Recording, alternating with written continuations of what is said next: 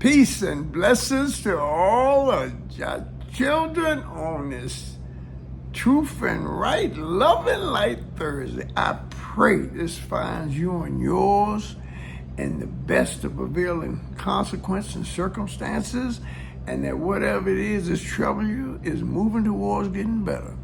I want to share with you this morning. I'm going to start with Jacob in the Bible. You know, you Bible readers, as you know, Jacob started off as being a supplanter or a trickster, to keep it simple and keep it moving. Well, other traditions, even here, we have characters that operate in the same sort of thing as Jacob in character. But now Jacob's story is telling a truth about God. I don't care how we start off. God is going to work with us until that last breath we take and we leave up out of this three-dimensional world. When I said three-dimensional, as beings here, we have a physical body, we have a mental body, and of course, we have a soul, spirit.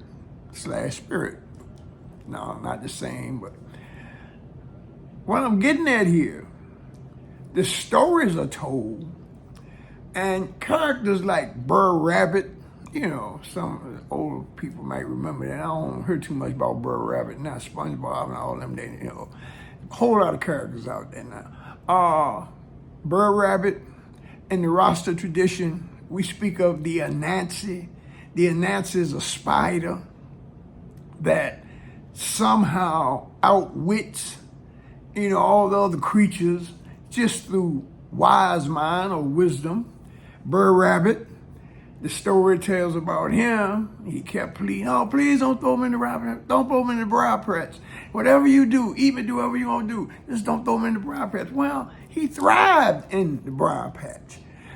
Where I'm going here with this is allegories or parables, as Christ taught in, are given for us to go deeper into a thing. See, a lot of people, for whatever reason, some of them moving so fast they're just touching the surface. But, in the spiritual realms, you must go deeper within yourself to realize or come to terms with matters of the spirit.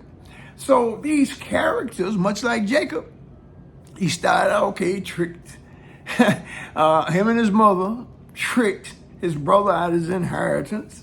They got to beefing. Yeah. And he had to get in the wind about that, and on his journey, he met a man of God, or God along the way, as the story is told. He wrestled with him all night. Well, what he was doing wrestling with him is an allegory, a metaphor, or a parable to say that for us to elevate to our higher self, we got to go to war with that lower self. See, the lower self, that's where these three bodies at: mind, body, spirit. So, yeah, that right. See, we have to elevate ourselves. The Hindus use the word Turiya, Turiya. And look it up, Google it, y'all, look it up now. It speaks of the fourth dimension. Well, the fourth dimension is that eye you see at the top, that all-seeing eye at the top of the pyramid. They call it the eye of Haru.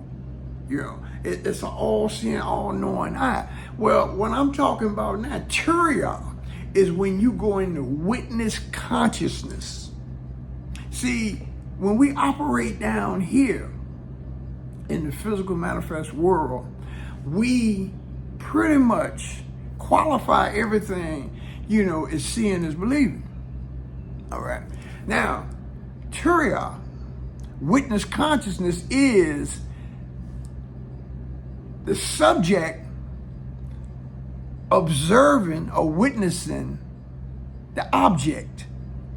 See, the thing in our lower realms, in these lower three states, is we become identified with the object and lose sight of our subjectivity. One more time. We become so consumed about that which we're focusing on, we lose sight of our subjectivity as being creator of this. We go from creator of this to this and that. And in that this and that, as I said, the gates of hell is made out of our desires. And the gates of heaven is made out of desire. It's what you really are willing to go that extra mile for. You know, what you say, I got to stay focused on the mission and not get caught up in the moment. But I digress. Witness consciousness is the fourth dimension. And the stories are told about this character, Jacob, whatever it is, should have been consumed, but was rather made by their trials and tribulations and challenges in life. So when we hear these stories, whether it be Burr Rabbit, Outwitting, or whatever it is, it's really letting us know. The story is being told, like I said, it's a parable, a metaphor, to let us know that we can do this on our own inner work. Yeah, our inner standing, our inner vision of ourselves. Because guess what? The Most High ain't no spook up in the sky. He dwells in us, as us, for us. I pray something came out of this that will bless you richly on this overcast day here in Nashville. But check this out. When you're dwelling in Zion, there is no night in Zion. There is no night there. Peace and blessings. I pray you a good day, a good weekend, and remember, happy, healthy Mother's Day to all the mothers out there, Queen Mother. Thank you. You are our first teachers. You know, we don't get it together. We don't learn to respect you too much, but God be bless you. One love.